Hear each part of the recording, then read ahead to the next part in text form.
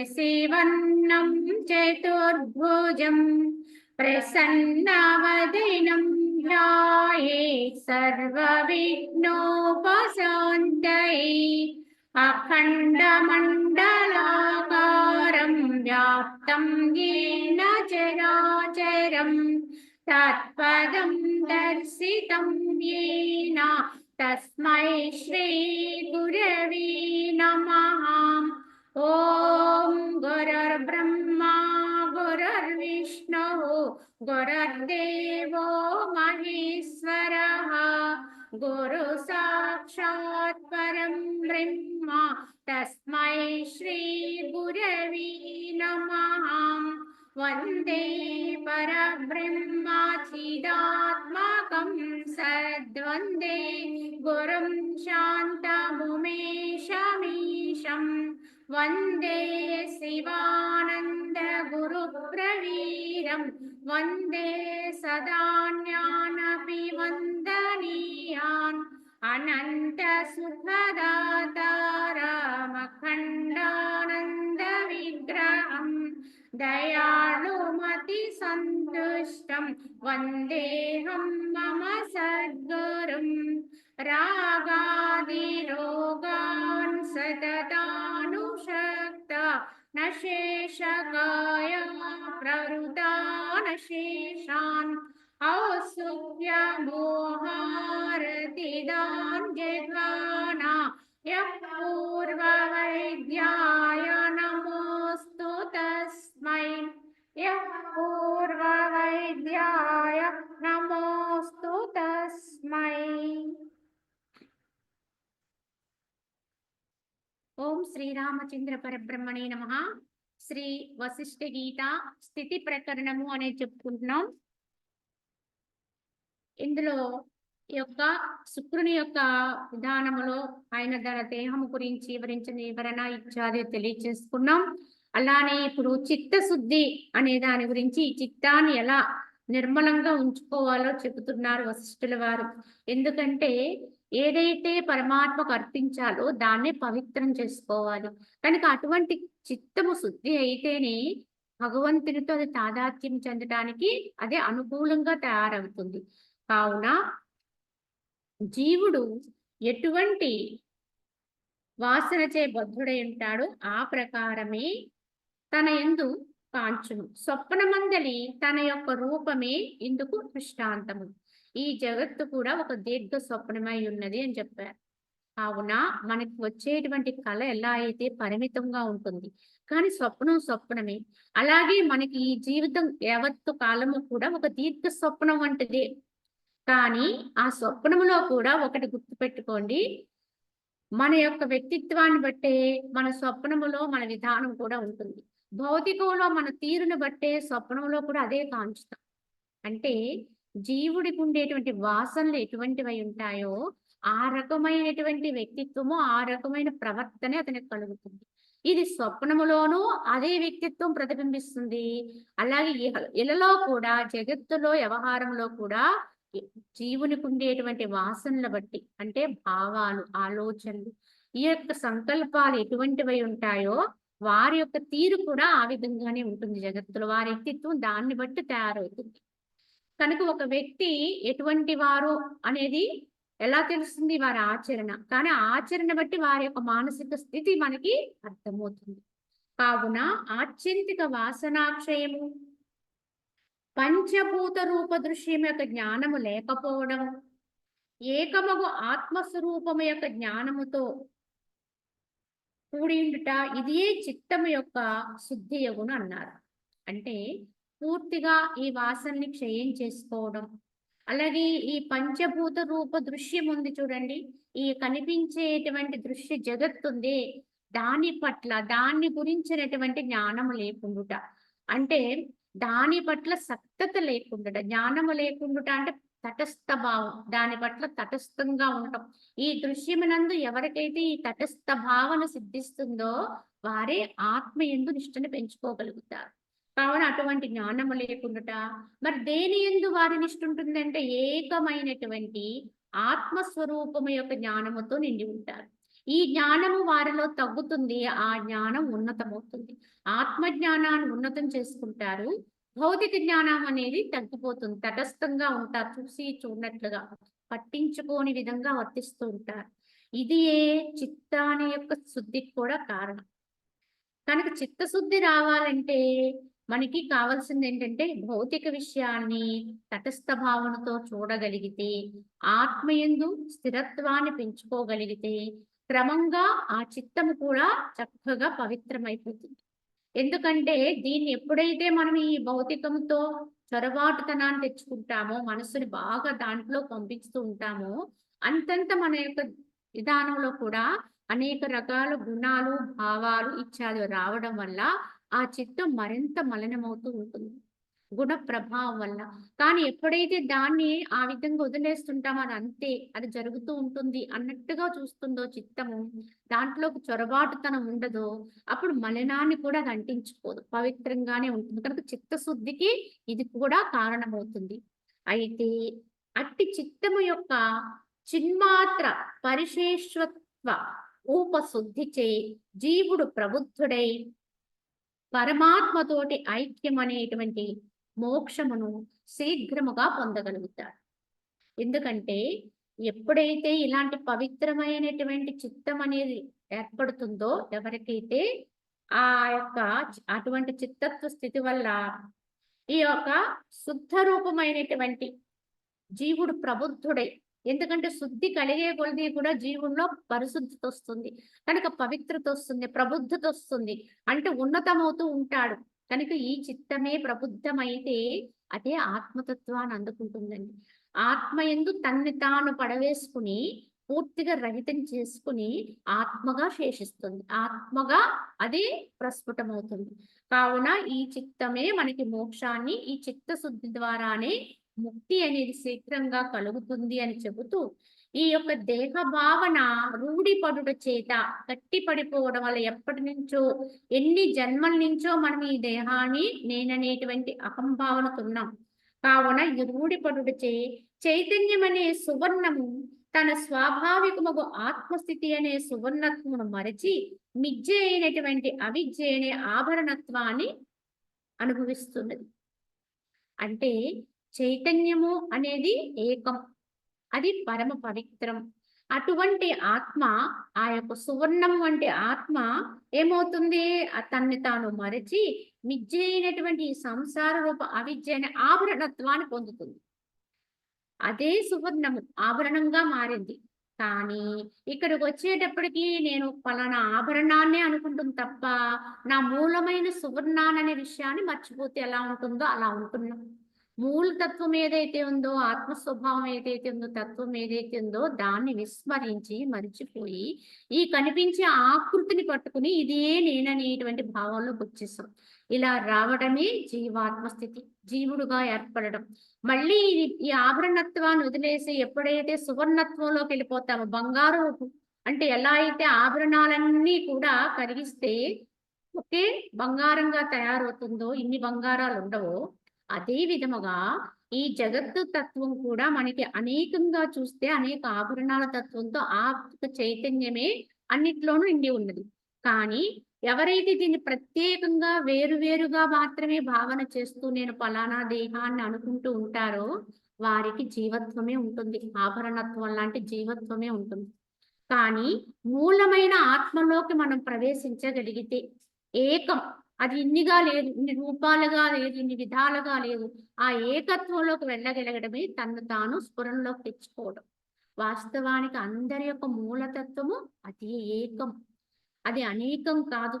కనుక మూలమైన బ్రహ్మం ఏదైతే ఉందో అదే అందరము అయి ఉన్నాం. కానీ అనేకంగా వచ్చి అనేకమనే భావనలో ఉంటున్నాం కనుక జీవుడుగా అయిపోయాం. ఈ జీవత్వాన్ని రూపుమాపుకోగలిగితే బ్రహ్మత్వం వస్తుంది, సిద్ధిస్తుంది, దైవత్వాన్ని అందుకోవచ్చు. కావున నిర్వికారమును అద్వితీయమును అసంగము అగుటచే యథార్థముగా బ్రహ్మము అకారణమైనది మరియు ప్రపంచమంతయు ఆరోపింపబడినదగుటచే బ్రహ్మమున కారణ నిమిత్తాదులు సంభవింపనేరవు. అలాగే సారమగు ఆత్మయే విచారింపదగినది, అసారమగు జగత్తు యొక్క విచారణ చే ఏమి ప్రయోజనము అన్నారు. ఎందుకంటే బ్రహ్మమును గురించి కొన్ని భావాలు, కొన్ని తత్వం అర్థం చేసుకుంటేనే మనకి ఆ యొక్క బ్రహ్మత్వములో లీనమవటం అనేది సులభమవుతుంది. ఎందుకంటే ఈ బ్రహ్మమును గురించి చెప్పేటప్పుడు ఇది అకారణమైనది, ఏ కారణము లేనిది అని చెప్పారు. ప్రతిదానికి యుగములో ప్రతిదానికి కారణాలు ఉంటాయండి. ఏ ఒక్క విషయం జరిగినా, ఏ వస్తువుకైనా, ఏ వ్యక్తికైనా కారణం ఉంటుంది వెనకాల. కానీ బ్రహ్మమునకు మాత్రం ఏ కారణము లేదు కనుక అది అకారణము. దేనికి అది కారణం కాదు, ఏది దానికి కారణం కాదు. అది ఉంటుందంతే. దేనికి అది కారణం కాదు. అంటే ఏంటి, ఒక విధంగా అది స్వయంగా అలా ఉంటుందంతే. ఎలా అయితే సూర్య భగవానుడు ప్రకాశిస్తూ ఉంటాడో, దాని యొక్క ప్రభావంతో అందరూ ఎన్ని చేసుకున్నా ఆయన అలానే ఉంటాడు. అలా ఉంటుంది ఈ బ్రహ్మతత్వం కూడా. ఎందుకు ఇది అకారణం అని చెప్పారంటే, ఇందులో ఏ వికారము లేదండి. కనుక దీంట్లో ఏ యొక్క భేదము లేదు, ఏ గుణాలు లేవు. ఇది అద్వితీయము అంటే ఇంకొకటి లేదు, ఏకం కనుక ఒక్కటే. రెండు లేదు, రెండు లేకపోతే ఇంకా దేనికి కారణమవుతుంది? ఇంకో దానికి కారణమవటానికి ఇంకా ఇంకొకటి ఉంటే దానికి ఇది కారణమని చెప్పొచ్చు. లేదు ఇది దానికి కారణమని చెప్పొచ్చు. కానీ ఉన్నది నేనొక్కటే, సత్యము, యథార్థము. కనుక ఏదైతే ఉందో అది నేను. అలానే నేను దేనిని అంటదు. బ్రహ్మం అనేది అసంగము అంటే అంటనిది, దేనిని అంటనిది అని చెప్తారు. అంటే ఉంటుంది కానీ దేనితోటి సంగత్వం లేకుండా ఉంటుంది. ఈ కారణాల చేత బ్రహ్మము అకారణము అన్నారు. అంటే ఇక ఏ కారణము లేనిది, ఏ కారణము కూడా దానికి కారణము కాదు. మరియు ప్రపంచమంతయు కూడా మరి దేనిలో ఆరోపించబడి ఉంది, దేని యందు అంటే దేనిని చూసి మనము పాము అనుకున్నామంటే తాడును చూసి అనుకున్నాం. అలాగే ఇక్కడ ఈ జగత్తునంతటిని కూడా మనం ఏమనుకుంటున్నాం, యథార్థముగా బ్రహ్మమే. కానీ మన భ్రాంతి వల్ల దాన్ని జగత్ అనుకుంటాం. కావున ఆ విధముగా జగత్తంతయు కూడా బ్రహ్మాండమంతయు కూడా ఆత్మయందు ఆరోపింపబడిన దగుటచే బ్రహ్మమున కారణ నిమిత్తాదులు సంభవింపనేరవు. ఈ విధముగా అంతా ఏకంగా ఒక్కటై ఏదైనప్పటికీ కూడా అంతటికి మూలాధారం, మూల కారణము అంటే మూలం ఆధారపడడానికి కారణం ఈ యొక్క చైతన్యమే, బ్రహ్మమే. దాని ఆధారంగానే దాన్ని చూసే మనం వేరొక రకంగా ఇది భ్రమింపబడుతుంది తప్ప వాస్తవముగా ఉన్నది బ్రహ్మమే. కావున ఇందులో ప్రత్యేకంగా ఏ నిమిత్తము లేదు. అది ఎప్పుడూ అలానే ఉంది. తాడు ఎప్పుడూ తాడుగానే ఉంది. మధ్యలో అవాంతరాలన్నీ అనేకంగా రకరకాల భావాలన్నీ భ్రాంతి వల్లొచ్చే తప్ప పామనే తాడనేది ఎప్పుడూ మారలేదండి. అలాగే బ్రహ్మము కూడా మనం ఎన్ని అనుకున్నా, ఎలా అనుకున్నా, ఎవరెవరు ఎట్లు భావించినా అది మారదండి. మనం అనుకున్నాం కదా అని చెప్పి అది అయిపోదండి, మారదు. అది ఎంత సత్యమో అంత సత్యత్వం ఎప్పుడూ ఉంటుంది. తెలుసుకున్న వాడికి తెలుసుకున్నంత.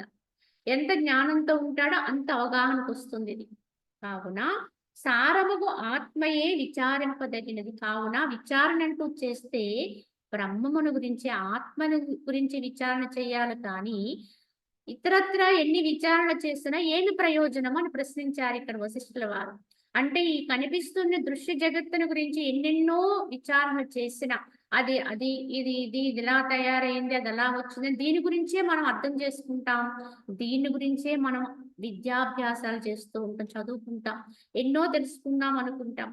కానీ నిస్సారాన్ని ఎంత తెలుసుకుంటే ప్రయోజనం ఏముంది, అసత్యాన్ని ఎంత గ్రహిస్తే ప్రయోజనం ఏముంది, సత్యమైన ఆత్మను తెలుసుకోనప్పుడు అన్నది. అంటే వాస్తవానికి విద్యానాం అధ్యాత్మ విద్య అన్నారు, యథార్థమే. కానీ ఇక్కడ ఈ జగత్తులో ఈ భ్రాంతిమయమైనటువంటి జగత్తులోనే ఉన్నాం, ఇందులోనే వ్యవహరిస్తున్నాం కనుక ఈ యొక్క విధానములో జీవనోపాధి నిమిత్తము కొంతవరకు ఈ విద్యను అభ్యాసం చెయ్యాలి. కానీ వీటన్నిటితో ఇవి చేస్తూనే మూలమైనటువంటి ఆత్మ విచారణ మరవకూడదండి. దానితో కూడే ఇవన్నీ అభ్యాసం చేస్తూ ఉంటే అప్పుడు అది సత్యమైనది ఏదైతే ఉందో అదే సారవంతంగా మిగులుతుంది, అది యథార్థమవుతుంది.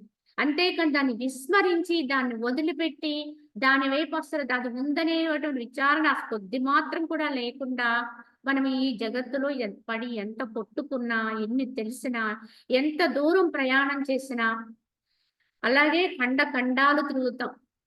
గ్రహాంతరాలకు వెళ్తున్నాం. కానీ ఎంత నేర్చుకున్నా ఇంకా అసలు వాళ్ళకి కొంత కూడా అర్థం కాలేదేమో. అసలైన సత్యం తెలియకపోతే, తత్వం అర్థం కాకపోతే. అందుకే బ్రహ్మానుభూతి పొందిన వాడికి సర్వం విదితమే అన్నారు. ఈ భౌతికంలో ఎన్ని నేర్చుకున్నా ఒక బ్రహ్మానుభవజ్ఞుడి ముందు చాలా తీసుకట్టే. ఎందుకంటే అక్కడ అర్థం కానిది, తెలియనిది ఇంకేం ఉండదండి. సర్వము నిండి ఉన్న ఏదైతే ఉందో, అదిగా తాను యొక్క అనుభవంలో ఉన్నటువంటి మహనీయులు ఎవరైతే ఉంటారో, వారికి సర్వము ఎరుకవుతూనే ఉంటుంది. కావున మన తెలివితేటలతోటి మానవుడికి ఉండేటువంటి పరిమిత జ్ఞానంతో తెలుసుకునేవి చాలా అల్పం మాత్రమే చెప్పాలంటే. కానీ ఈ మనసుతో మనం ఎంత ఈ రకంగా ఆలోచన చేసినా మనకు తెలిసేది కొద్ది మాత్రమే. కానీ ఎవరైతే ఈ యొక్క చిత్తాన్ని మూలమైనటువంటి ఆత్మకు అర్పణ చేస్తారో, ఆ బ్రహ్మమని చెప్పబడే చైతన్యమునకు అర్పణ చేసి ఏమీ తెలియని వాడిగా దాంట్లో లయమవుతారో వారికి సర్వం వెలుగుతుంది. నాకు తెలుసు నేను ఇంత గొప్పవాణ్ణి అనుకున్నంత వరకు అది మనకు తెలియదండి.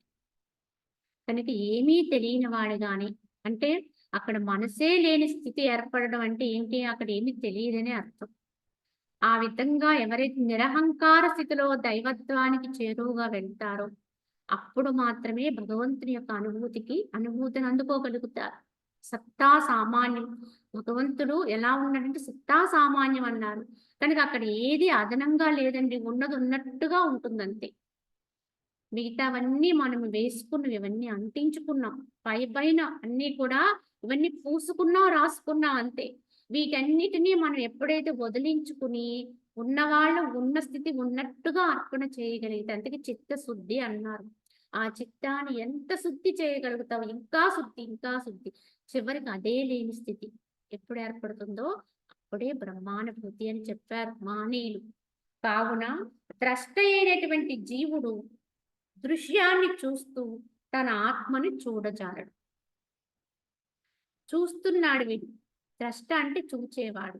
ఎవరిని చూస్తున్నాడు? దృశ్యాన్ని చూస్తున్నాడు. తన కంటి ముందు కనిపించేటువంటి దృశ్యాన్ని చూస్తున్నాడు. కనుక కంటి ముందు కనిపించే దాన్నే గమనిస్తుంటాడు, చూస్తుంటాడు కనుక ఆ కన్ను వెనకాల ఉన్నటువంటి మూలతత్వం ఏదైతే ఉందో, దానికి శక్తినిచ్చేది ఏదైతే ఉందో ఆ ఆత్మని విస్మరిస్తుంది. ఎంతవరకు ముందుకే వాడు దృష్టి సారించి వెనకాల ఆ శక్తిని తీసుకున్నాడు.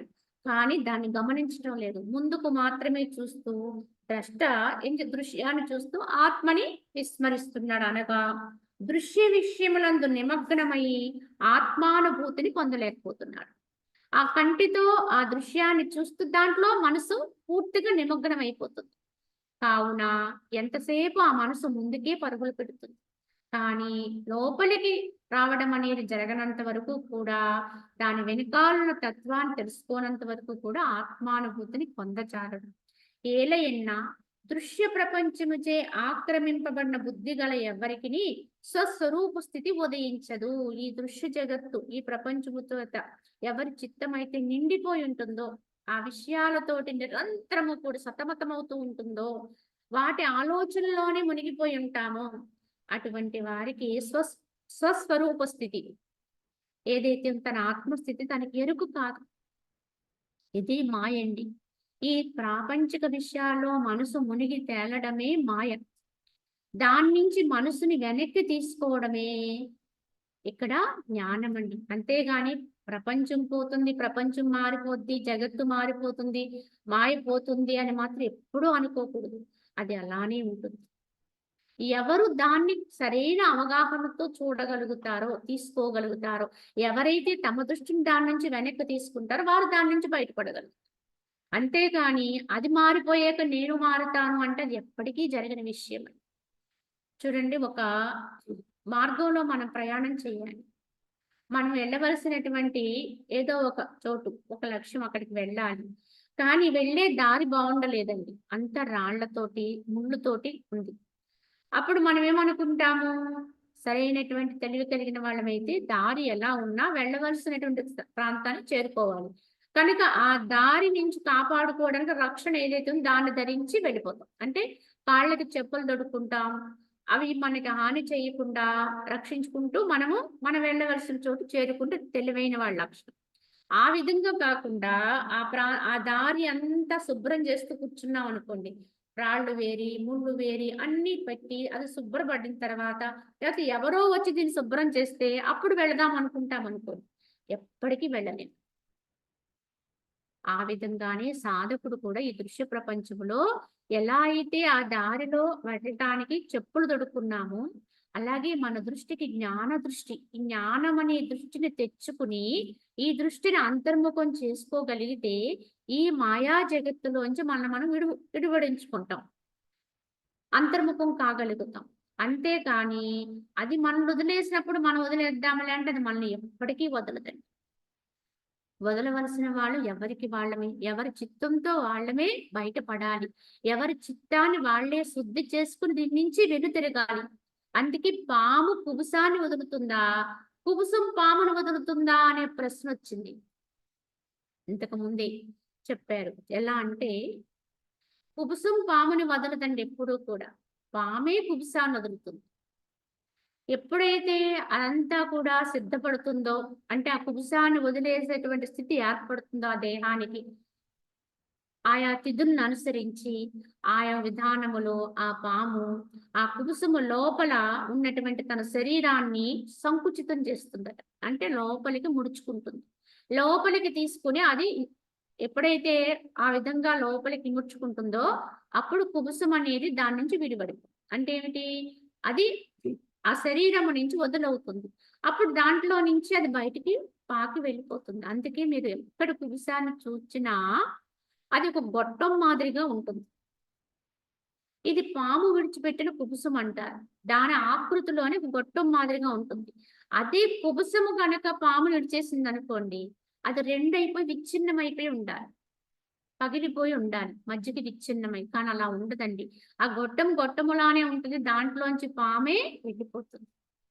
అలానే మరి ఎవ్వరమైనా సరే ఈ దృశ్య జగత్తు మాయలోంచి తమని తామే బయటికి లోపలికి తీసుకెళ్ళిపోవాలి తప్ప, అది మనల్ని వదిలేస్తుంది అప్పుడు వెళదామని అంటే ఎప్పటికీ సాధ్యం కాదండి.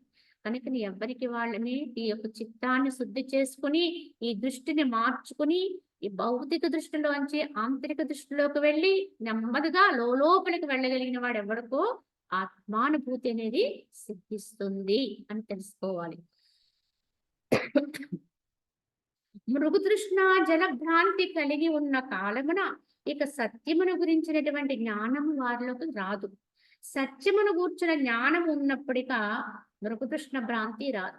అంటే సత్యం తెలిసిన వాడికి ఎప్పుడూ అసత్యాన్ని నమ్మడండి. కానీ అసత్యాన్నే సత్యమని నమ్ముతూ ఉన్నవాడికి సత్యం తెలియదండి, తెలియనంత వరకు. ఏదో ఒక రోజున తెలిసే వరకు కూడా వాడు ఆ అసత్యాన్ని పట్టుకొని ఇదే నిజం, ఇదే నిజం అని నమ్ముతూ ఉంటాడు. ఇప్పుడు మనమందరం కూడా అలానే ఉన్నామండి చెప్పాలంటే వాస్తవానికి. మనందరి స్థితి అలానే ఉంది. ఎందుకంటే ఈ అసత్యమైనటువంటి జగత్తుని సత్యం అనేటువంటి నమ్మకంతో ఎప్పటినుంచో ఎన్ని జన్మల కాలం నుంచో నమ్ముతూ వచ్చాం. ప్రస్తుతానికి ఇప్పుడు కూడా అదే నమ్మకంతో ఉన్నాం. కావున ఈ జగత్తుని పట్టుకుని ఇదే శాశ్వతం, ఇదే యథార్థము, సత్యం అనే నమ్మకంలోనే జీవిస్తున్నాం మనందరం కూడా. ఇలాగ ఈ సత్యాన్ని నమ్మి దీంతోటే చరిస్తూ ఉన్నంత వరకు కూడా ఎందుకంటే ఇంత నమ్మకంతో ఉన్నాం కనుకనే ఇంత గట్టిగా ఉన్నామండి దీంట్లో. దేన్నైనా సరే గట్టిగా పట్టుకుంటున్నాం. ప్రతి విషయాన్ని తీసుకుంటున్నాం. ప్రతి దాన్ని మనం దీంట్లో విమర్శాపూర్వకంగా చూస్తున్నాం. ఇలా అన్నిట్లోనూ ఉంటున్నామంటే అర్థమేంటి? ఇది సత్యం అని నమ్మకంతో ఉన్నాం కదా! ఇది అసత్యము, ఇది ఉట్టుట్టిది అనుకుంటే దీని పట్ల పట్టే ఉండదండి అసల. చాలా సునాయాసంగా దీని నుంచి విడివడిపోతూ ఉంటాడు. కానీ ఈ అసత్యం పట్ల ఎంతవరకైతే మనకి దృఢమైన నమ్మకం ఉంటుందో, విశ్వాసం ఉంటుందో అంతవరకు కూడా సత్యం యొక్క స్ఫురణ అందదండి మనకి. ఎన్ని గ్రంథాలు చదవండి, ఎన్ని రకాలుగా వినండి అందరి నుంచి అది మన యొక్క స్థిరమైన నిశ్చయం రావాలండి. మనలోకి విచారణ పుట్టాలి. కనుక చదవడం, వినడం అనేది హేతు. అంతవరకు మాత్రమే. కానీ దాన్ని మన లోపలికి తీసుకోవాలి. నిజమే, యథార్థమే, ఇది అసత్యం అన్నారు కనుక ఇది అసత్యమే కనుక దీన్ని లేని దాన్ని లేనట్టుగా చూడాలి, ఆ భావాన్ని తెచ్చుకుందాం, ఆ దృష్టిని అలవర్చుకుందాం అని ప్రయత్నం చేయకపోతే ఎప్పటికీ మన అసత్యం వదలదండి, అసత్యంలోనే బతుకుతాం ఎంత కాలం ఉన్నా దీన్ని పట్టుకుని వర్తిస్తూ ఉంటాం. కనుక అసత్యాన్ని నమ్మి ఉన్నవాడికి సత్యం ఎప్పటికీ తెలియదు. అంటే మృగతృష్ణలో నీళ్లు లేవు అని తెలిసిందనుకోండి, ఎప్పుడు ఆ నీటి కోసం పరుగులు పెట్టడు ఎవడు కూడా. వాడు పరుగులు పెట్టట్లేదు అంటే అర్థం ఏంటి? వాడికి అది మృగతృష్ణ అర్థమైపోయిందండి. వాడు పరుగులు పెట్టడు ఇంక అది ఉట్టుట్టిగా అలా కనిపిస్తుంది అంతే. అందులో నీళ్లుండవు. అది వాడికి అర్థమైపోయింది. కానీ అర్థం కాని వాడు మాత్రం ఏం చేస్తాడు? పరుగు పెడుతూనే ఉంటాడు. ఈ జగత్ విషయాలు కూడా అంతేనండి. ఈ జగత్తులో ఇంకా ఏదో ఉంది, సుఖం ఉంది, భోగం ఉంది, రాగం ఉంది, రకరకాల భావనలున్నాయి అనుకుంటూ పరుగులు పెడుతూనే ఉన్నాం. పెడుతూ ఉన్నంత వరకు కూడా దీన్ని సత్యమని నమ్మినట్టే. కానీ దీన్ని ఎవడైతే గుర్తిస్తాడో, నిశ్చయించుకుంటాడో, ఇది వాస్తవము కాదు, శాశ్వతం కాదు అని నిశ్చయించుకుంటాడో, దాని గుర్తు ఏమిటంటే వాడు పరుగు ఆగిపోతుందండి. వాడు శాంతిగా ఉంటాడు. దేంట్లోకి అతిగా చొచ్చుకుపోడు. వాడు చాలా ప్రశాంతంగా ఉంటాడు. ఇదే గుర్తండి. వాడి యొక్క పరుగులాట ఆగింది అంటే వాడికి సత్యం తెలిసింది అని అర్థం. యథార్థంగా. కావున ఈ విధంగా మనం అర్థం చేసుకోవాలి. సత్యం తెలిసిన వాడు అసత్యం వెంట పరిగెత్తడు. అసత్యాన్ని నమ్మిన వాడు సత్యాన్ని తెలుసుకోలేడు. మనం ఏ జాతిలో, ఏ కోవలో ఉన్నామనేది మనకు మనం పరీక్షించుకోవాలి. సత్యంలో ఉన్నామా? అసత్యంలో ఉన్నామా? మనం సత్యంలో మేలుకొనుంటే అసత్యాన్ని పట్టించుకోమండి. అసత్యాన్ని తటస్థంగా చూస్తాం. అప్పుడేమవుతుంది మనకి ఈ పరుగులాటలు ఆగిపోతే ప్రశాంతంగా ఉంటాం. ఈ సమయం లేదండి అనే మాట ఇంక వాడి నోటి నుంచి రాదండి. ఏదైనా, ఎక్కడైనా సమయమే వారికి. సమయం ఎందుకు ఉండట్లేదండి అంటే, అసత్యాన్ని నమ్మి అసత్యములో పరుగులు పెట్టేవారికే పెడుతూ ఉన్నాం కనుకే మనకి సమయం దక్కదండి. ప్రతి క్షణము కూడా ఇంకా ఏదో ఏదో అని మన మనసు తలపోస్తూనే ఉంటది. ఆ తలపుల వెంట పరుగు పెడుతూనే ఉంది. మనసు తలపేనండి మన పరుగులాటకు కారణం. ఆ తలంపు ఆగిపోతే అంతా సమయమే. నిరవధిక నిరంతరము కూడా నీకు ఎక్కడ ఎంత సమయం కావాలంటే అంత సమయం దక్కుతుంది. భగవంతుని యొక్క ఆ యొక్క సేవకి. మరి ఎందుకు కొద్దిసేపు మన మనసుని లోపల తెచ్చుకోవడానికి కూడా సమయం లేదంటే దాని తలంపులండి, దాని భావాల్ని ఎంత ఉధృతంగా వదిలేస్తుంటామో అది అసత్యంలో అంత విధానంలో పరుగులు పెట్టేస్తూ ఉంటది. అది సత్కార్యమైన, దైవకరమైన, ఇతరత్ర క్రియాచరణలైన ఏదైనా సరే మొత్తం మీద పరుగు పెడుతూనే ఉంటది. మరి అవన్నీ చెయ్యొద్దండి. భౌతికంలో మరి సత్కర్మాచరణ చేయమంటున్నారు, దైవకర్మ చేయమంటున్నారు. అలాగే మరి ఈ యొక్క పుణ్యక్షేత్ర దర్శనాలు ఇవన్నీ చెయ్యాలి కదా అని ప్రశ్నించొచ్చు. చెయ్యవద్దు అని ఎవరు చెప్పరు. కానీ ఆ చేయటం కూడా ఎవరికైతే ఈ యొక్క యథార్థ దృష్టి కలుగుతుందో వాళ్ళు ప్రశాంతంగానే ఉంటారండి. ఇలాగే చెయ్యాలి, అక్కడికే వెళ్ళాలి, ఇలానే ఉండాలి, ఇక్కడికి వెళ్ళకూడదు అనేది ఏ భావన ఉండదండి. ఏ విధానంలో ఏది సిద్ధిస్తే దాన్ని పొందుతూ ఉంటారు. కానీ లోపల మనసు మాత్రం చాలా ప్రశాంతంగా, నిశ్చలంగా సత్యంలో ఉంటుంది. ఎక్కడికెళ్ళినా ఏది దర్శించినా అలాగే ఒక దైవకర్మ చేసినా, ఒక పుణ్యకర్మ చేసినా, ఈరోజు మనం ఏదన్నా పుణ్యకర్మ చేద్దాం, ఒక యజ్ఞయాగాదులు చేయాలి, లేకపోతే ఇతరత్ర కర్మ చేయాలంటే ఉన్న ప్రశాంతను పోగొట్టుకుంటుంది. అంటే ఇంకా ఆ క్రియ కోసము పూర్తిగా మనసుని భౌతికంలో పంపించేస్తుంది. పంపించి నిరంతరము కూడా ఏదో చేసి దాని యొక్క ఫలాన్ని ఆశించి స్వార్థపూరితంగా ఉండటం వల్ల కొంత అశాంతి, ఇంకా ఇతరత్ర విధానాల్లోకి వెళ్ళిపోతుంది. కానీ ఎన్ని చేసినా నువ్వేం చేస్తున్నావు అనేది కాదు ఇక్కడ. అదేదో మంచి కర్మ, సత్కర్మ, దైవకర్మ చెయ్యి. కానీ అప్పుడు కూడా నీ యొక్క స్వస్థానములో నీ యొక్క సత్యము తెలిసిన వాడైతే సత్యం తెలిసినట్టే చేస్తాడండి ఆ కర్మ. కానీ సత్యం తెలియని వాడు చేస్తే అట్టి కర్మలు కూడా తెలియనట్టే ఉంటాయి. కనుక జ్ఞానంతో ఉండి కర్మ చేయమన్నా. పని చెయ్యి కానీ ఎలా చేయాలో నేర్చుకో. ఏ స్థితిలో ఉండి చెయ్యాలో నేర్చుకో. కనుక పని అనేది ఒక పనిముట్టండి మన దగ్గర, ఒక ఆయుధం. అంటే ఒక కత్తి ఉందండి మన దగ్గర. దీన్ని నువ్వు చక్కగా ప్రయోగం చేస్తే మేలు పొందుతావు. తెలియక దాని ప్రయోగం చేసామనుకోండి, మన శరీరాన్ని మనమే కోసుకుంటాం. లేకపోతే ఇతరుల శరీరాన్ని ఘాట్లు పెడతాం. దీనివల్ల మనకి దుఃఖము, భయం వస్తుంది. ఎలా అయితే తెలిసి వాడితే ఉపయోగించుకున్నాం అదే కత్తిని, తెలియక వాడితే అది మనకి హాని చేసింది. అలాగే ఒక మంచికి ఉపయోగించొచ్చు, చెడ్డకు ఉపయోగించొచ్చు అదే కత్తిని. ఇలా ఇంతకి కత్తి అదేనండి. మన దగ్గర ఉన్న పనిముట్టు అదే. కానీ అది వాడే విధానములో వారి భావాలను అనుసరించి మారిపోయిందండి దాని ప్రయోజనం. ఎలా అయితే మారిపోద్దో అదే విధంగా కర్మ అనేది కూడా ఒక పనిముట్టేనండి. ఒక ఆయుధం అనమాట. మన దగ్గర ఉండేటువంటి ఒక ఆయుధం. కానీ ఆ ఆయుధాన్ని ఎలా వాడుకోవాలో తెలిసి వాడుకుంటే దాన్ని ఉపయోగించుకొని వాడు ఉన్నతమవుతాడు. దేనికి వాడుకోవాలో దానికి వాడుకోవాలి. అలాగే కర్మ అనే దాన్ని కూడా మనం అలానే వాడుకోగలిగితే, కర్మ చేస్తూ ఎలా ఉండాలి, దాన్ని ఎలా పట్టుకోవాలి, ఏ భావనతో ఉండి క్రియాచరణ చేయాలి, ఏ జ్ఞానంతో ఉండి కర్మాచరణ చేయాలని తెలుసుకోగలిగితే ఎప్పుడు వాడు సత్యములోనే ఉంటాడు. సత్యములో ఉండి కర్మాచరణ చేస్తాడు. ఇది నేర్చుకోవాలి అందరం కూడా. అంతేగాని సత్యాన్ని మరచి ఎంత గొప్ప కర్మలు చేసినా, ఎంత ధనాన్ని వ్యయం చేసినా, లేదా శారీరకంగా ఎంత శ్రమ పడినా ప్రయోజనం చెప్పాలంటే అల్పం అండి. దానివల్ల వచ్చే ఫలితాలు కూడా మనకి ఇక్కడిక్కడ ఉపయోగపడతాయి తప్ప వాటిని ఆత్మను ఉద్ధరించుకునే విధానంలో అవి ఉపయోగపడవండి.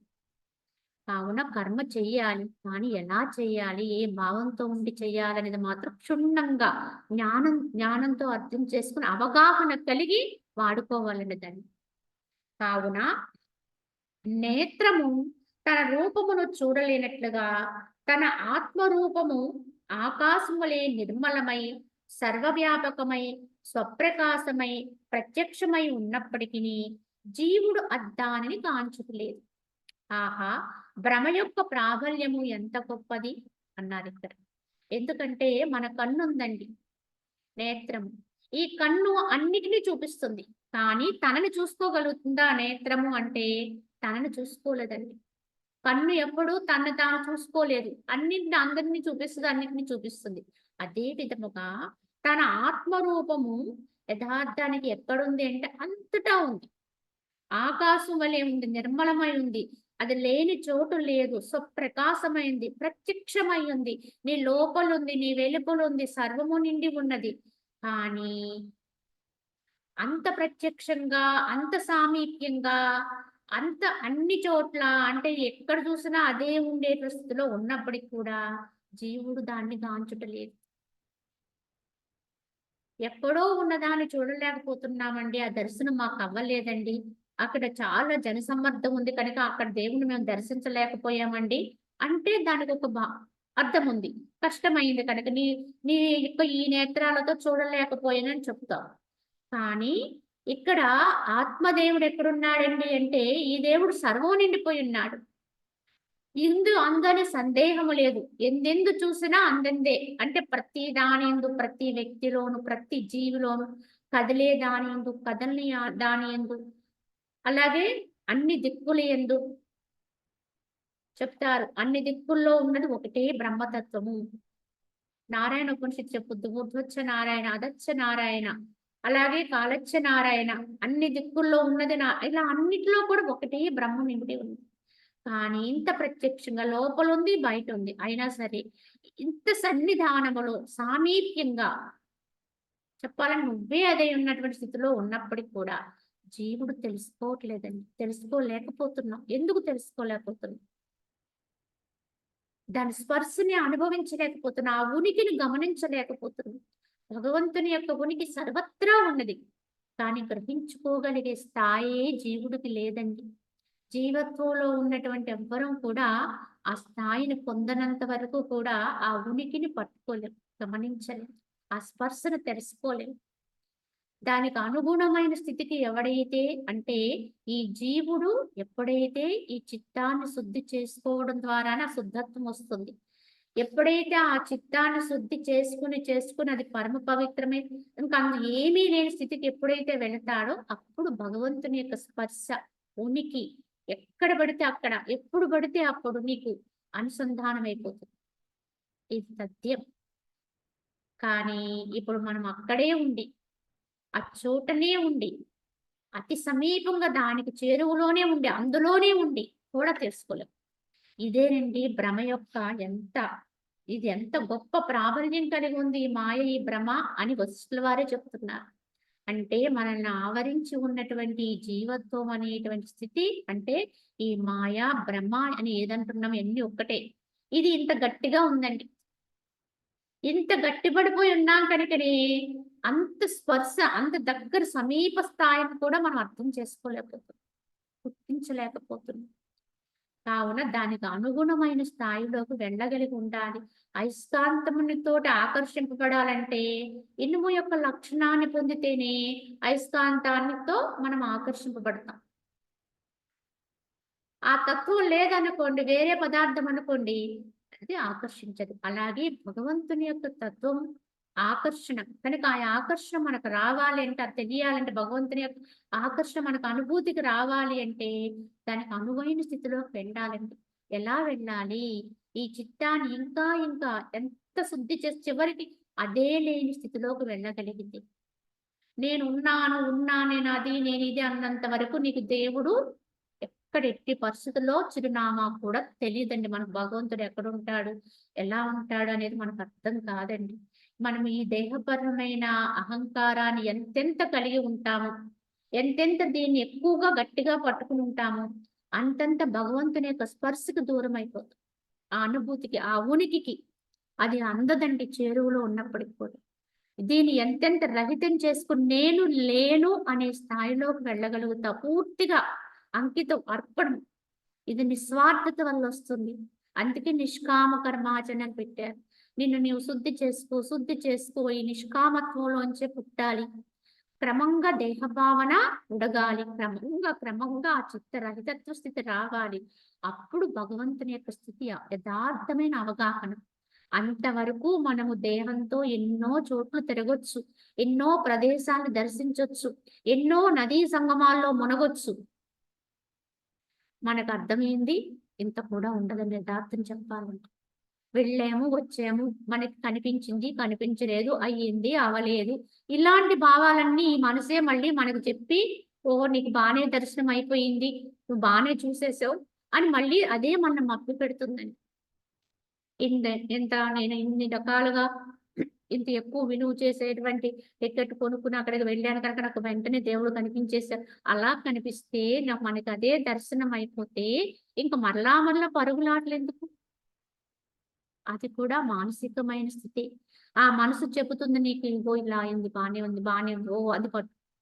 అది పట్టుకొని మనకి అయిపోయింది, జరిగిపోయింది అనుకుంటాం.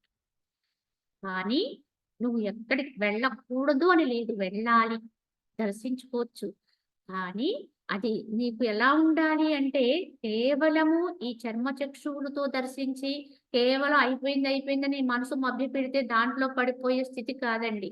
దాని అనుభవం అనేది సాక్షాత్తు ప్రత్యక్షంగా నీ యొక్క అనుభవంలోకి రావాలండి. ఆ అనుభూతిని అందుకోగలిగి ఉండాలి. అదేనండి నీ లోపలున్న జీవుడు స్వయంగా ఆత్మతోటి చేరువైతే వచ్చేటువంటి అనుభూతి. ఈ అనుభూతి నువ్వు ఎక్కడ ఏది దర్శించినా పొందగలిగితే అది ఎప్పుడైనా, ఎక్కడైనా పొందగలుగుతావు. అక్కడికి వెళితేనే వస్తుంది, ఇక్కడికి వెళితేనే వస్తుందని కాదండి. దీనికి అర్హత ముందు మనం సంపాదించుకోవాలి. ఆ రకమైనటువంటి మెత్తదనం రావాలి. ఆ స్థితి కలగాలి లోపల జీవుడికి. కలిగితేనే అనుభవం అండి. ఏది పారాయణ చేయండి. లేకపోతే ఏవేవో చదువుతాము. రకరకాలైనటువంటి శాస్త్రాలు చదువుతాము. అలాగే భగవద్గీత పారాయణలంటారు. ఇంకా లలిత అంటారు. అన్నీ చదువుతాం. కానీ లోపల ఇది లేదనుకోండి, ఈ అవస్థ కలగడం లేదనుకోండి, అదంతా సమయాన్ని మనం అలా వెచ్చిస్తున్నాం తప్ప ప్రయోజనం ఎంతండి అనేది మనం ప్రశ్నించుకోవాలండి. కావున అన్నిటికీ కూడా మూలం కావాల్సినటువంటి చిట్కా ఇది ఉండాలండి. ఈ జీవుడు ఎప్పుడు పారవశ్యంతో ఆత్మ కోసం ఆత్మానుసంధానంలో లయమవుతూ ఉండాలి. ఆ కరుగుతూ ఉంటే వచ్చే అనుభూతి మనకు రావాలి. ఇంతకు ముందు కూడా చెప్పాం. ఐసుగడ్డ కరుగుతూ ఉంటే, ఆ కరుగుతూ ఉన్నప్పుడు దానికి వచ్చే అనుభూతి, ఆ కరిగేటువంటి అనుభూతి ఎవరికొస్తుందండి? ఆయుసుగడ్డకే వస్తుంది. అది కరుగుతూ ఉంటే దాంట్లోంచి ఆ నీరు స్రవిస్తూ అది అనుభూతి చెందుతూ ఉంటే దాని అనుభవం దాంతేనండి. అది బయటకు చెప్పడానికి లేదు. అలా ఉండాలండి. ఈ జీవుడు కరుగుతూ ఉంటే, దీని యొక్క స్థితి ఏర్పడుతూ ఉంటే, పరమాత్మ యొక్క అనుసంధానం అవుతుంటే, అనుభూతి అనుభూతే. అది లోపల ఎప్పుడూ ఉండాలి. జరుగుతూ ఉంటుంది. మాట్లాడకపో ఏదవ్వని, ఇది సంపాదన చేయాలి. దీనికేం కావాలి? నిరంతర ప్రయత్నం. చిత్తశుద్ధి. చిత్తాన్ని ఎంత శుద్ధి చేసుకుంటే, అంత మనం దగ్గరికి వెళ్ళగలుగుతాం. కావున ఓ రామచంద్ర, ఆకాశం వలె నిర్మలమై సర్వత్రా వెలియుచున్నప్పటికీ బ్రహ్మము యత్నము చేయ కూడా లభించుటలే దృశ్యబుద్ధి కలిగితే. దృశ్యబుద్ధి కలిగిన వారికి దృశ్యములోనే భగవంతుని చూద్దాం అనుకునే వారికి భగవంతుడు సర్వత్రా ఉన్నప్పటికీ కూడా లభ్యం కావడం లేదు. ఏలయనగా దృశ్యము దృక్మాత్రముగా వీక్షింపక దృశ్య రూపంగా మాత్రమే వీక్షించినచో ఈ బ్రహ్మము యొక్క ప్రాప్తి అతి దూరముగా ఉంటుంది. కావున ఈ దృశ్య దృష్టితోటి మాత్రమే ఉన్నంత వరకు ఎప్పటికీ మనకి స్థితి ఏర్పడదు. దృశ్యాన్ని సత్యమని నమ్మి దాంట్లో పడి అదే నిజం అనుకునేటువంటి భావనతో పరుగులెత్తినంత వరకు కూడా ఎప్పటికీ కూడా మనకి ఈ యొక్క అనుభూతి అనేది చేకూరదు, దృశ్య బుద్ధి కలిగి ఉంటే. కనుక ఇదంతా కూడా ఈ దృశ్యం కనిపించే దృశ్యం అంతా కూడా దృక్కు నుంచి వచ్చిన దృక్ మాత్రం. అంటే యావత్తు కూడా ఇది చైతన్యముతో నిండి ఉన్నది అనేటువంటి దృష్టి ఎప్పుడైతే నీకు యథార్థముగా అనుభవానికి వస్తుందో, దర్శించగలుగుతావో, ఆ భావనతో చూడగలుగుతావో, అప్పుడు కదిలే దాని యందు కదలిన దాని యందు కూడా ఒకే చైతన్యాన్ని వీక్షించగలుగుతాం. మనం ఆరాధించేటువంటి భగవంతుని రూపాలు కదలకుండానే ఉన్నాయండి. శిలామూర్తులై ఉన్నాయి. కానీ మరి దేవుడు ఎందుకయ్యాడండి? ఎందుకు పూజిస్తున్నారు? ఎందుకు దర్శించుకుంటున్నారు? ఎందుకు ఈ పవిత్ర దినములో పలానా ఆలయానికి వెళ్ళాలి అని ఎందుకు ప్రయత్నం చేస్తున్నారు అంటే, యథార్థంగా నీకు అక్కడ ఆ స్థితి ఏర్పడితేనే ఆ ఫలం వస్తుందండి. అంటే ఆ కదలకుండా స్థిరంగా ఉన్నటువంటి ఆ శిలామూర్తిలో సర్వము నిండి పరమ చైతన్యం ఏదైతే ఉందో, నిత్యము కూడా స్పందనతో ఉండే చైతన్యం ఏదైతే ఉందో, ఆ తత్వం ఏదైతే ఉందో దాన్ని అనుభవించగలిగితేనే నీకు ఆ దర్శనం యొక్క పరమార్థం అండి. ఎప్పుడైతే నువ్వు ఆ శిలా ప్రతిమలో నువ్వు ఆ స్థితిని అనుభూతి చెందుతావో, నువ్వు కూడా అదే అవుతావు. ఎందుకంటే అది కేవలం ఆ విగ్రహానికి మాత్రమే పరిమితమై లేదు ఆ శక్తి. అప్పుడు అక్కడ ఉన్న సర్వులు యందు కూడా అదే ఉంది. అలాగే నువ్వు ఎవరిని చూసినా, దేన్ని చూసినా అదే కనిపించాలి నీకు. ఇదండి నిజమైన జ్ఞానం. నువ్వు కూడా అదయ్యే ఉండాలి. అంటే నువ్వు ఒక శక్తి మాత్రమే ఉండాలి. అది అంతటా ప్రవహిస్తున్నటువంటి స్థితి. ఏకమైన అనుభూతి. ఇది ఈ యొక్క అనుభవంలోకి నువ్వు వెళ్ళగలిగిన నాడే, నువ్వు చేసేటువంటి ఏ జగత్ క్రియల్లో అయినా సరే దీన్ని దర్శించగలిగినప్పుడే మనం సరైనటువంటి అవగాహన జ్ఞానంతో ఉన్నట్టండి. కనుక మనం ఎక్కడున్నాము? మనం ఏం చేస్తున్నాము? కనుక ఏ స్థితిలో ఉండి చేస్తున్నాము అనేది గమనించుకోవాలండి. ఏదో అందరూ చేస్తున్నారు కనుక నేను చేస్తున్నాను సరిపెట్టుకుంటే ఎప్పటికి ఇలానే ఉండిపోతాం. కనుక ముందు ఆ లోపల కదలికలు పుట్టాలి, జరగాలి. ఆ యొక్క చిత్తశుద్ధి ద్వారా అవగాహనతో, జ్ఞానంతోటి మనసుని అన్యత్రా పోనివ్వకుండా, ఇతర సంకల్పాలు లేకుండా ఎంత స్థిరం చేసుకోగలిగితే అంత లోపలి కదలిక మొదలవుతుంది. ఈ యొక్క చైతన్యం యొక్క స్ఫురణ కలుగుతూ ఉంటుంది అని మహనీయుల వాక్యం అండి.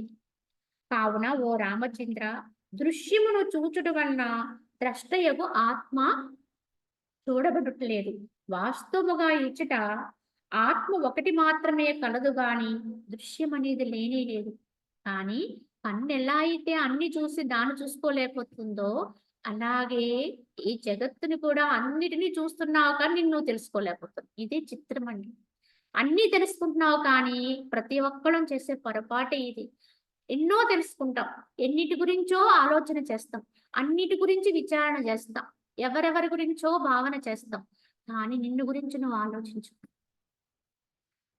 ఎవరి గురించి వాళ్ళం ఆలోచించమండి. నేనేమై ఉన్నాను? నేనసలు ఏంటి? ఎక్కడి నుంచి వచ్చాను? అసలేంటి?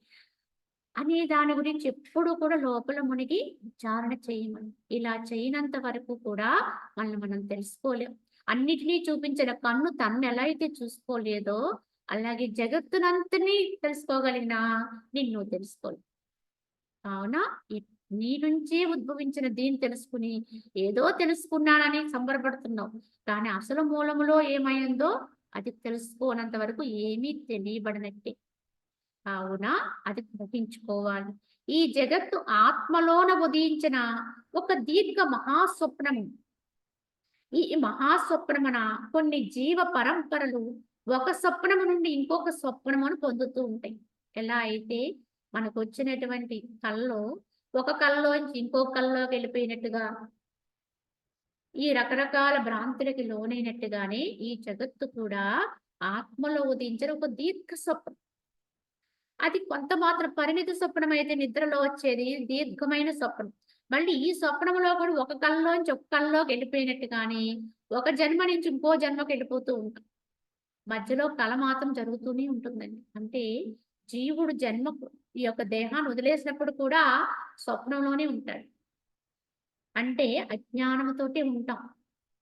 కనుక దేహాన్ని వదిలేసిన తర్వాత కూడా జీవుడు నేను చనిపోయాను, మరణించాను, ఈ శరీరం పోయింది కనుక నేను చచ్చిపోయాను అనే భావనతో ఉండి మళ్ళీ ఇంకో శరీరాన్ని వెతుక్కోవాలనే భావనకెళ్ళి, అంతే తప్ప ఆత్మని కదా నాకు ఈ శరీరాలేమిటి, నేను చనిపోవడం ఏమిటి, ఇంకో చాటుకు వెళ్ళడం ఏమిటి అనే జ్ఞానం అప్పుడు కూడా ఉండదండి. కనుక ఇంకో శరీరాన్ని వెతుక్కుంటూ ఉంటాడంటే కలలోనే ఉన్నామండి మనం అప్పుడు కూడా. బ్రతికున్నప్పుడు అనుకున్న మనం బ్రతికున్నాం అనుకుంటున్నాం ఇప్పుడు. ఇప్పుడు స్వప్నంలోనే ఉన్నాం. ఇప్పుడు నిద్రపోతూనే ఉన్నాం. చచ్చిపోయాం అనుకుంటాం చూడండి, చనిపోయాం అనుకుంటాం చూడండి. అప్పుడు కూడా నిద్రపోతూనే ఉంటాం. అప్పుడు కూడా కల కంటూనే ఉంటాం. కలలోనే ఉంటాం. ఎంతవరకు యథార్థ జ్ఞానం రాదో అంతవరకు మనము నిద్రపోతున్నట్టే. స్వప్నములో ఉన్నట్టే. స్వప్నములోని ఈ ఆటలన్నీ జరుగుతూ ఉంటాయి. మళ్ళీ జన్మకెళతాం. మళ్ళీ అక్కడ ఆట మొదలయ్యింది. అక్కడ ఇంకో కల. అంతే. ఈ దీర్ఘ స్వప్నానికి మరి అంతం ఎప్పుడండి? ఈ అంతం అనేది స్వప్నము నుంచి నువ్వు ఎప్పుడు బయటపడతావో అప్పుడే అంతం. కల ఎప్పుడు చెదిరిపోతుంది? నీకు మెలుకువ వచ్చినప్పుడు కల చెదిరిపోతుంది. ఒక కల ఇది అని వదిలేస్తాం. అలాగే మనకి జ్ఞానం కలిగినప్పుడు, యథార్థమైనటువంటి స్థితిలోకి వెళ్ళగలిగినప్పుడు, ఏ జన్మలో నువ్వు ఈ యొక్క యథార్థమైన ఆత్మానుభూతిలోకి వెళ్ళగలుగుతావో, అప్పుడు ఈ కల చెదిరిపోతుంది. ఇది రహితమవుతుంది. అంతవరకు మనం స్వప్నములో ఉన్నట్టే, నిద్రపోతున్నట్టే యథార్థంగా అయితే. కావున ఎవరి జగజ్జీవ విభ్రమమును స్వయముగా తమయందే వీక్షించుదురో అట్టి కొందరు మాత్రము ఈ వాస్తవమగు దృశ్యమును స్వప్నం వలె అసత్తుగా నిశ్చయించుకుంటారు. కానీ ఎవరైతే ప్రయత్నపూర్వకంగా ఈ జగత్తు, జీవుడు, ఇత్యాది విభ్రమాలన్నీ స్వయముగా తమయందే వీక్షిస్తూ తానైన ఆత్మలోని ఇవన్నీ జరుగుతున్నాయి, ఇవన్నీ కనిపిస్తున్నాయి, యథార్థంగా ఇవి లేవు, దాని యందు అలా అలా బయటకొచ్చి మళ్ళీ అందులోనే లయమైపోతూ ఉంటాయి. వాస్తవానికి ఇవేవి సత్యం కాదు. నీటి యొక్క వరవడిలో ఎన్నో రకాల ఆకృతులు వచ్చినట్టుగా ఈ యొక్క ఆత్మ యొక్క విధానముల స్థితిలోని ఇవన్నీ బయటికి కనిపిస్తూ పోతూ ఉంటాయి అని ఎవరైతే దృశ్యమును స్వప్నం వలె నిశ్చయించుకుంటారో వారు పరమజ్ఞానులండి. కావున బుద్ధి దృశ్యం వైపు నుండి త్రిప్పబడి ప్రత్యేగాత్మయందు స్థాపింపబడగా బాహ్య అభ్యంతర జగత్తుల యొక్క యథార్థ స్వరూపము ఏకకాలమున తెలియబడా సువర్ణమునందల ఆభరణత్వ వలె ఈ దృశ్యమంతయు కూడా నశించిపోవచ్చున్నది. కావున బుద్ధి ఎప్పుడైతే దృశ్యం వైపు ఉన్న బుద్ధిని ఎవరైతే తిప్పుకుంటారో లోపలికి వెనక్కి తిప్పుతారో ఈ బుద్ధి దృశ్యం వైపే ఉండి మనసు చూసి ఆలోచన చేస్తే బుద్ధి నిర్ణయాలు చేస్తుందండి. ఇంతకీ మనసు బుద్ధి ఇవన్నీ ఒకే చతురస్రానికి ఉండేటువంటి 4 ముఖాలుగా చెప్తారు అంతఃకరణంగా. కనుక ఇవన్నీ కూడా ఈ విధంగా దృశ్యం వైపు ఉన్నంత వరకు వాటి గురించే భావాలుంటాయి. వాటి గురించే ఆలోచనలుంటాయి. వాటి గురించే నిర్ణయాలుంటాయి. ఇలా చేసేద్దాం, అక్కడికి వెళ్దాం, ఇక్కడికి వెళ్దాం, ఇది చేద్దాం, అది చేద్దాం. నిరంతరము కూడా ఒక గొలుసు కట్టండి ఇది. చూడండి, ఒక చైన్, ఒక గొలుసు, ఒక లింకులోంచి ఇంకో లింక్, ఇంకో లింకులో ఎక్కడ ఎడతెరిపి లేకుండా ఆ లింకులు బిగించబడితే దాన్ని గొలుసు అంటాము. అలాగే మన ఆలోచనలు కాదు, మన భావాలైనా సరే ఈ గొలుసు వలే ఉన్నాయండి. ఒక లింక్ విడిపోయలేవు, కలిసే ఉన్నాయి. ఒక దాంట్లో ఒక్కొక్కటి చొప్పించుకున్నాయి. దీంతో దీనికి సంబంధం, దానితో దానికి సంబంధం, దీని నుంచి అది, దాని నుంచి ఇది, ఇలాగే మనకి మొదలవుతుందని మన బంధనాలంటే మన యొక్క ఈ గొలుసుని మనమే సృష్టించుకుంటాం. మనం బంధింపబడేటువంటి మనం దేంతో కట్టబడుతున్నాం అనుకుంటాం. అవి బయట కట్టబడే తాళ్ళు కాదండి. అంతరములో మన చిత్తంతో మనం పెట్టుకునే ఈ లింకులే, ఈ యొక్క గొలుసులే మన బంధనాలకు కారణము. కావున ఈ బుద్ధి దృశ్యం వైపు నుంచి ఎప్పుడైతే తిప్పబడుతుందో, ఎవరైతే తిప్పుకుంటారో, ప్రత్యేగాత్మయందు స్థాపిస్తారో, బాహ్య అభ్యంతర జగత్తుల యొక్క యథార్థ స్వరూపము ఏకకాలంలో తెలియబడుతుంది. ఎవరైతే తమ బుద్ధిని లోపలికి తిప్పుకొని ప్రత్యేగాత్మయందు దాన్ని స్థాపితం చేయగలుగుతారో, నిలపగలుగుతారో, ప్రతిష్ఠ చేయగలుగుతారో, ఇదే ప్రతిష్ఠ అంటే. బుద్ధిని ఆత్మయందు నిలిపి ఉంచడమే ప్రతిష్ఠ, ప్రాణ ప్రతిష్ఠ చెప్పాలంటే. కనుక ఈ ప్రాణానంతటిని, ఎందుకంటే ఎప్పుడైతే ఈ మనస్సు ఏకమై ఆత్మయందు స్థితమవుతుందో ప్రాణశక్తి యావత్తు కూడా ఆ చోటుకు చేరిపోతుంది. ఇది ప్రాణ ప్రతిష్ఠ. కావున ఈ విధముగా స్థాపింపబడగా ఈ బాహ్యం ఏమిటి, అభ్యంతరం ఏమిటి, ఈ రెండు కూడా ఏకకాలంలోనే అర్థమైపోతాయి. ఎంతో తరచి తరచి చూస్తే గాని అర్థం కావు, గ్రహింపలేనటువంటి ఎన్నో సూక్ష్మాలని కూడా విడివడిపోతాయండి, అక్కడ ప్రత్యక్షం అవుతాయి. ఎలా అయితే చీకటిగా ఉందండి, వెలుతురు లేదు, అప్పుడు నువ్వు వాటిని గమనించి చేసి నువ్వు అనేక సందేహాలకు ఇది అదేమో, ఇది ఇదేమో, అలానేమో ఇలానేమో అని ఎన్నో సంశయాలతో ఉంటాం. ఇది అజ్ఞానం యొక్క స్థితి. మనకుండేటువంటి అజ్ఞానపు స్థితిలో అన్ని సందేహాలే ఉంటాయి, సంశయాలే ఉంటాయి. ఎందుకు అంటే అక్కడ ప్రస్ఫుటం లేదండి, అక్కడ వెలుగు లేదు, కాంతి లేదు. కనుక అన్ని సందేహాలే. ఈ దృశ్య విషయాల్లోనూ సందేహాలే, అంతర సాధనలోనూ సందేహాలే. లోపల సందేహాలే, బయట సందేహాలతోటి ఉంటాం ఎప్పుడూ కూడా. అందుకే నా సంశయ ఆత్మస్థితి ఎటువంటిది అంటే సంశయ రాహిత్య స్థితి అని చెప్పారు పెద్దలు. అంటే ఇంక అక్కడ సందేహమే పుట్టని స్థితి. అప్పటి వరకు అనేక సంశయాలు వస్తూ ఉంటాయి. ఆ మార్గంలో ప్రయాణం చేస్తున్నప్పుడు కూడా ఎన్నో రకాల, అందుకే సందేహాలు రావాలి. కానీ అది ఎప్పుడైతే ఆగిపోతాయో అప్పుడు నువ్వు అక్కడ స్థితమైపోయినట్టే. ఇక్కడ అక్కడ నువ్వు సందేహించడానికి నీకు అర్థం కానిది ఉండదు అన్నారు. తెలియనిది ఉండదు. కనుక బయటది లోపలది, బాహ్యము అభ్యంతరము రెండు కూడా ఏకకాలంలో తెలియబడతాయి. అప్పుడు సువర్ణమునందలి ఆభరణత్వమలి దృశ్య జగత్తంతయు కూడా సువర్ణత్వాన్ని పొందేస్తుంది. అంటే ఇంక మళ్ళీ వేరు వేరని భేదం అనేది అక్కడ రాదు. నేనెవరు, ఈ జగత్తు ఏమి అనే విచారణ ఎవరికి లెస్సగా ఉదయించలేదో అతని యందు జీవత్వం అనే దీర్ఘ జ్వరరూప భ్రమ ఎప్పటికీ తొలగదు. మనం ఎన్ని గట్టిగా, ఎంత గొంతు చించుకుని అరిచినా, ఎంతమంది ఎన్ని రకాలుగా చెప్పినా విచారణ అనేది ఎవరిలోంచి వాళ్ళకి పుట్టాలండి. దాని పట్ల ప్రేమ ఉంది చూడండి, ప్రియత్వ భావన, అది అంతరములోంచి సహజంగా జనించాలి. ఆ వైరాగ్య భావన ఉంది చూడండి, అది సహజంగా వారిలోంచి వారికి పుట్టాలి. అంతేగాని ఏదో మనం కష్టపడి చదివినా విన్నా కొంతవరకే. అవన్నీ కూడా మనకి పూర్తిగా అక్కడే ఉంటాం, అక్కడే వింటాం, అక్కడే చదువుకుంటాం, అక్కడే వదిలేస్తాం, అంతవరకే. మళ్ళీ మనం ఎలా ఉంటామండి, అలానే ఉంటాం. నిన్న ఎలా ఉన్నామో అలాగే ఉంటాం, మొన్న ఎలా ఉన్నామో అలాగే ఉంటాం. మరి ఏమైనా మారామా? ఏమి మారమండి. మొన్న నిన్న కాదు, కొన్ని సంవత్సరాల తర్వాత, కొన్ని సంవత్సరాల తర్వాతే కాదు, కొన్ని జన్మల తర్వాత కూడా ఇలానే ఉంటాం. ఎప్పుడు మన స్వయములోంచి విచారణ పుట్టనంత వరకు, ఎవరికి వాళ్ళకి ఈ యొక్క వైరాగ్య భావన అనేది అంతరములో పుట్టనంత వరకు, ఎవరికి వాళ్ళకి ఆత్మయందు ప్రేమ పుట్టనంత వరకు ఇలానే ఉంటాం. ఆత్మయందు ప్రేమే భగవంతుని యందు ప్రేమ అండి. భగవంతుని యందు ప్రియత్వ భావన.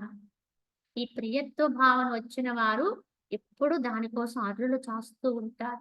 చూసే వాళ్ళకి వాళ్ళ వ్యసన పరుల, వీళ్ళకి ఇంకేమి పని లేదా, ఎందుకు, ఎందుకంటే ఒక వ్యసనానికి బానిసైన వాడు పదే పదే దాన్నే కోరుకుంటూ ఉంటాడు. ఏదైనా సరే మళ్ళీ మళ్ళీ అక్కడికే పోవాలి, అదే చేయాలనుకుంటాడు. యథార్థానికి ఏదైనా వ్యసనం అంటే వ్యసనమే అండి. చెడ్డ వ్యసనానికి పోతే వాడు చెడిపోతాడు. కానీ మంచి వ్యసనానికొస్తే వాడు ఉన్నతుడవుతాడు. భగవంతుని యొక్క స్థితి కూడా అటువంటి వ్యసనం కావాలండి. ఎప్పుడెప్పుడు ఎక్కడెక్కడ దాన్ని పొందుదామా అనేటువంటి ఆతృత పుట్టాలి అంతరములో. ఎవరి ద్వారా, దేని ద్వారా, ఎక్కడ దొరుకుతుందా, ఎలా దొరుకుతుందా, లేదా నేను నా లోపలికి ఎలా వెళ్ళగలుగుతాను, ఎలా ఉండగలుగుతాను, దానికి ఏమిటి, ఏం చేయాలి అని ఎంతో కొంత అలాగ తపన ఉండాలి, ఆవేదన ఉండాలి. ఇది ఉన్నవాడికి సిద్ధిస్తుందండి. అంతే తప్ప ఆ ప్రేమ పుట్టకపోతే, ఆ ప్రియత్వ భావన పుట్టకపోతే, ప్రేమ అంటే మనము బయట చూస్తాం. ఏవో మూర్తుల్ని చూస్తూ భగవంతుడా అంత అందంగా ఉన్నాడు, లేకపోతే ఇంత సుందరమైన మూర్తి, లేకపోతే అదే నోటితో 4 మాటలు మాట్లాడేస్తాం.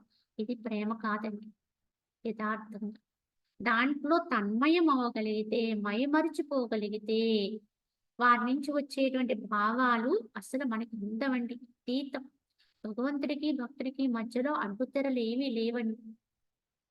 అక్కడ ఉన్నది ఉన్నట్టుగా ఏది అనడానికైనా, ఏ రకంగా భావించటానికైనా నిజ భక్తుడికి అర్హత ఉందండి. ఎలా పిలిచినా పలుకుతాడు. ఎలా ఉన్నా ఆ యొక్క సాన్నిహిత్యం రావాలి. ఆ సన్నిధాన స్థితి రావాలి. ఆ యొక్క మనస్సు ఎప్పటికప్పుడు దాని గురించి ఉప్పొంగుతూ ఉండాలి. కావున ఈ రకమైన స్థితి కలగకపోతే ఎంత కాలం ఉండి ఇలానే ఉంటాం.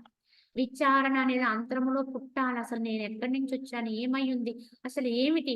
అనేటువంటి ప్రశ్న లోపల పుట్టాలి. జగత్తు తీరేమిటి? ఎంతకాలం దీంట్లో ఇలా పరుగులు పెట్టాలి? ఇది ఏది కూడా వాస్తవంగా ఉండట్లేదు. ఇవాళ ప్రియంగా తెలుసుకుంటున్నాం. కొంతకాలానికి అది అప్రియమైపోతుంది. నా వాళ్ళు అనుకున్న వాళ్ళు కొన్ని రోజులకి కాకుండా అయిపోతున్నారు. ఇదంతా దుఃఖమయంగా కనిపిస్తుంది. ఇలాగ ఎవరికి వాళ్ళకే వాళ్ళ లోపల నుంచి అంతరములో ప్రశ్న పుట్టాలి. పుట్టి దీన్ని పక్కన పెట్టి సహజమైన, యథార్థమైన దాన్ని అందుకుంటే వచ్చే శాంతిని అనుభవిస్తూ ఉండాలి. అది పొందుతూ ఉండాలి. దీన్ని విస్మరిస్తూ ఉండాలి.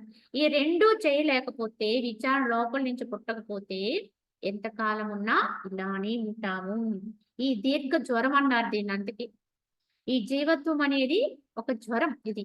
ఇదే నిజమైన జ్వరం. ఇది దీర్ఘం. ఇంకెంత కాలమైనా ఉంటుందిది. ఈ దీర్ఘ జ్వర రూప భ్రమ ఎన్నటికీ తొలగనేరదు. ఏ సద్బుద్ధి గల మనుజునికి భోగలాలస దినదినము క్షీణించుచున్నో అతని యొక్క విచారణయే సఫలమగునని ఎరగబడుతున్నది. కావున గుర్తు ఏమిటండి? భగవంతుని యందు ప్రేమ పుట్టడము, అలాగే అంతర్ముఖమత్వం అవ్వడము ఇత్యాది వాటికి మనము అనుకుంటే సరిపోదు. సహజంగానే వారి ప్రవర్తనలో ఎన్నో మార్పులొస్తూ ఉంటాయండి. వారి భావాల్లో మార్పులొస్తూ ఉంటాయి. వారు చరించే విధానములో మార్పొస్తూ ఉంటుంది. నిజంగా భగవంతుని యొక్క సన్నిధానములో సన్నిహితత్వానికి మనం ఇష్టపడుతున్నాము. ఆ యొక్క ప్రేమలో ఉన్నాము అంటే వారికి దేని పట్ల కాంక్షలు పుట్టవు. కనుక భోగాలు అనుభవించాలి, ఇంకా ఇది కావాలి, అది కావాలనేటువంటి ఏ లాలసత్వం ఉండదండి. సహజంగానే వారి మనస్సు వాటి నుంచి బయటకొచ్చేస్తుంటుంది. కొద్ది కొద్దిగా తొలగుతూ ఉంటుంది. పనిగట్టుకొని మనం విడిపించుకోవడం కాదు. దాన్ని అదుపు చేయటం కాదు. అది దేనికైనా తృప్తి పడి, హాయిగా, ఆనందంగా ఉండి, ఎలా ఉన్నా ఆనందంగా ఉండే స్థితిని తెచ్చుకుంది. ఎవ్వరితోటి పోల్చుకోదెప్పుడు. దేనితోటి పోల్చుకోదు. వారు తమకు తామే ఉన్నతులుగా ఉంటారు. ఎప్పుడు మనకి మనమే మార్కులేసుకోవాలండి. యదార్థం చెప్పాలంటే, మనల్ని చూసి మనం తృప్తి పడే విధంగా జీవించాలండి. ఇంకొకళ్ళెవ్వరో మనల ప్రశంసిస్తే తృప్తి పడడం కాదండి. మన యొక్క స్వస్థానంలో మనం ఉండి, మన యొక్క సహజ స్థితికి దగ్గరగా వెళుతూ, మనకి మనమే మార్పులేసుకొని, మన వ్యక్తిత్వానికి, మన సహజ స్థితికి మనమే తృప్తిగా ఉండేటువంటి స్థితిని తెచ్చుకోవాలండి. ఇది మన నిష్కళంకత్వ స్థితిలోంచి వస్తుంది. క్రమంగా వృద్ధి చెందుతుంది. కావున అవన్నీ విడిచిపెట్టినా, ఎన్ని లేకపోయినా, అవన్నీ కూడా అసలు అవసరం లేదని తెలుసుకొని, ఇది నాకు రాలేదు, ఇది కాలేదు, ఇది పొందలేదు, అయ్యో! నేనిలా ఉన్నానే అని ఎప్పుడూ మదన పడేటువంటి అవసరం ఉండదండి వాడికి.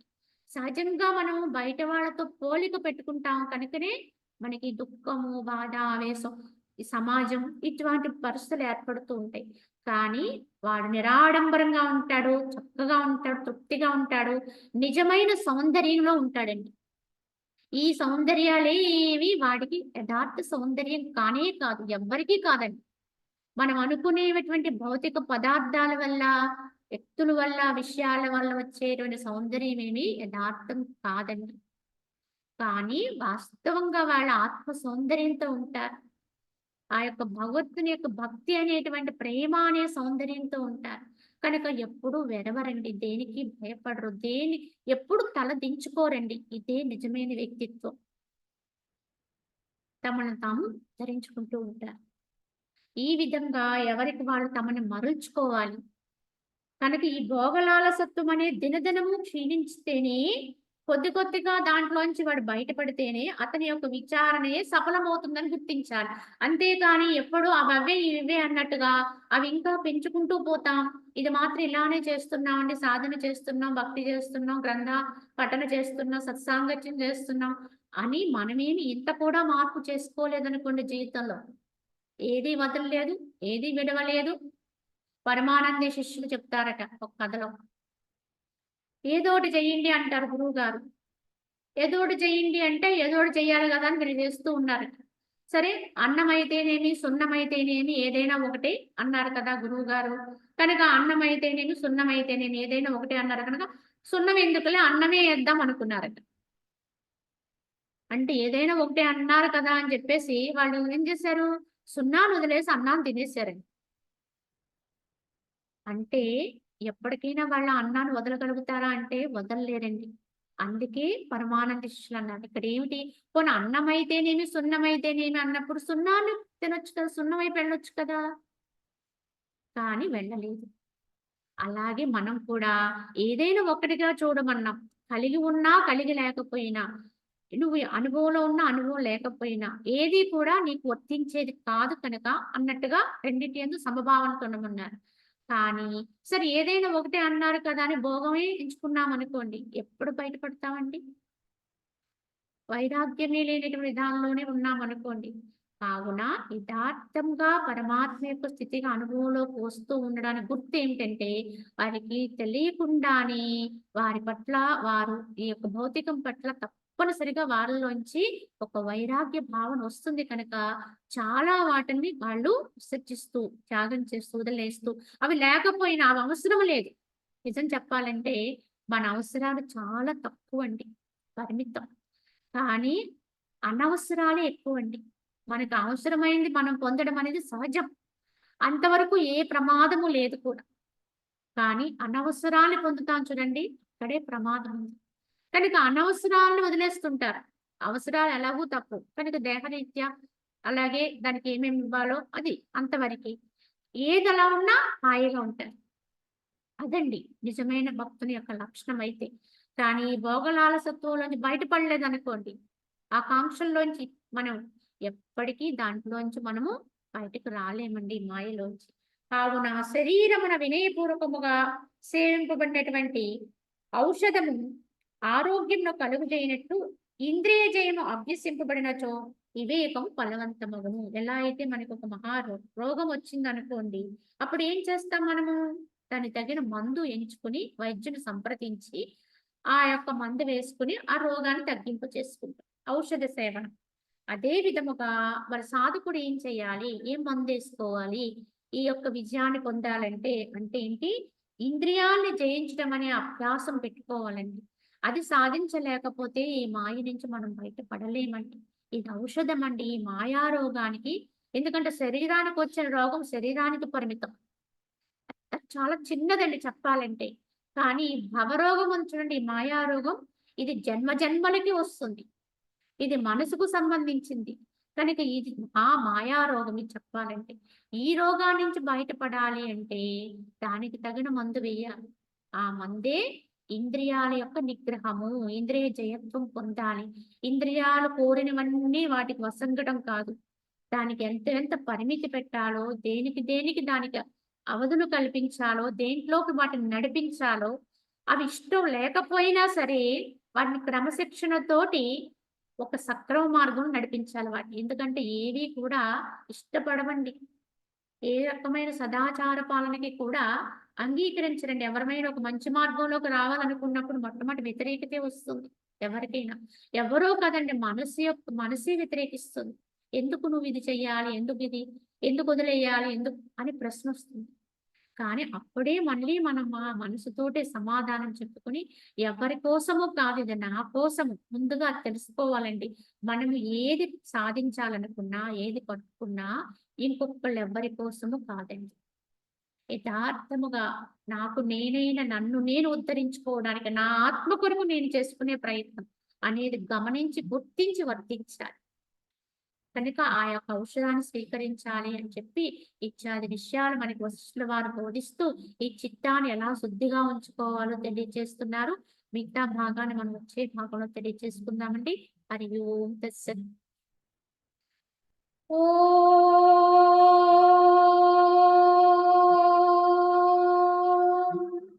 असतो मा सद्गमय तमसो मा ज्योतिर्गमय मृत्योर्मा अमृतङ्गमय ॐ शान्ति शान्ति